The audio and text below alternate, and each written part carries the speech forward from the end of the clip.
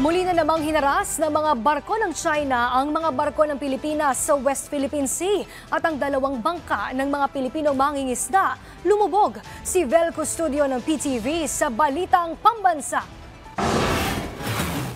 Matapos makatanggap ng report ng Philippine Coast Guard sa harassment ng People's Liberation Army o PLA Navy helicopter ng China sa mga mangingisda sa West Philippine Sea, agad na nag-deploy ng barko ang PCG kasama ang media patungong Rizal Reef.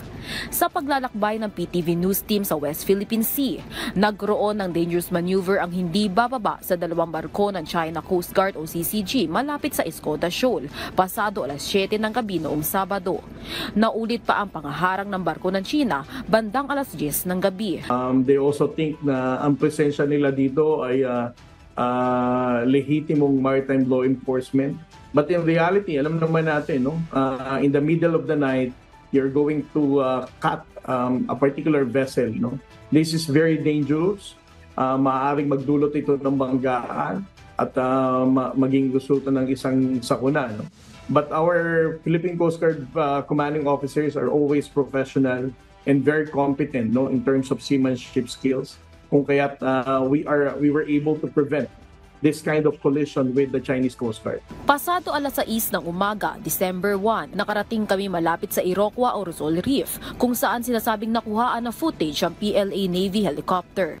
Kasalukuyang nakahinto muna ang barko na aming sinasakyan ng Philippine Coast Guard dahil hinarang kami ng barko ng China sa bahaging iyon dito sa may Rizal Reef na 137 nauticals pa lamang mula sa mainland Palawan.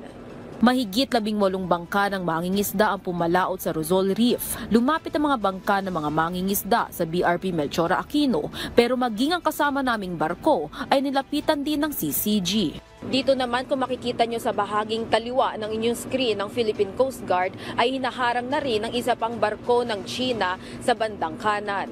Dahil sa mga nakabantay na barko ng China, halos 2 oras pang itinagal bago nakalapit sa amin ang mga mangingisda. Sobra po naman. Kagaya nakaraan, ma'am, yung pagpasok pa lang namin dito sa area na ito, hinaharang na kami agad. Madalas po ba yun? Naharang kayo? Madalas. Lalo na pag nagapunta rin kami, nagalipat kami ng iba-ibang namin, makuha namin ng isda. Yun din. Hinaharas din kami po. Tapos ginababaan pa kami ng mga ng rib nila. Ginapalis kami, ginapawi kami. At naibalita rin nila na mayroong 2 Filipino fishing boats na sa kasamaang palad dahil sa pangit na panahon ay lumubog. But all of the crew were rescued by other Filipino fishing boats. So wala namang nasawi or nawala. It is also very disappointing, no? At nakakalungkot talaga na inilahad din ng ating mga mangingisdang Pilipino na despite of the presence of China Coast Guard Vessel 5205 at ang nagmo-monitor ng mga PLA Navy, the mere fact na nakapagpalipad sila ng aircraft dito, ay namomonitor naman nila mga mangingisdang Pilipino. Dagdag pa ni Commodore Tariela na nag-offer naman ng rescue ang China, pero isang araw na ang nakalipas matapos mamataan ng paglubog ng 2 bangka. Ay sisiguraduhin namin that we're going to maintain our presence there to ensure the safety and security of our Filipino fishermen. Dahil gaya nga na sinabi mo, they are more confident that they can be able to freely fish, and the Chinese are going to hesitate harassing our Filipino fishermen kapag merong Philippine Coast Guard vessel or any Philippine maritime forces na nandito sa West Philippine Sea. Ay, malaking po yun sa amin, ma'am. Malaking tulong po sa amin. Kagaya ngayon, kung papasok kami ng ibang area naman na may kasamang Philippine Coast Guard, makakapasok kami. Kasi ginaanuan man kami, ginaalalayan para makapasok kami sa area namin.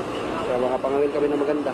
Ligtas ding nakabalik sa kanilang pagpalaot ang mga mangingisda. Bitbit pa ang maagang pamaskong handog ng PCG. Ayon sa PCG, sa ilalim ng direktiba ni Pangulong Ferdinand R. Marcos Jr., tuloy-tuloy nilang pananatilihin ang presensya ng PCG para siguraduhin ang kaligtasan ng mga mangingisdang Pilipino at malayang makapangisda sa West Philippine Sea. Mula sa People's Television Network, Vel Custodio para sa Balitang Pambansa.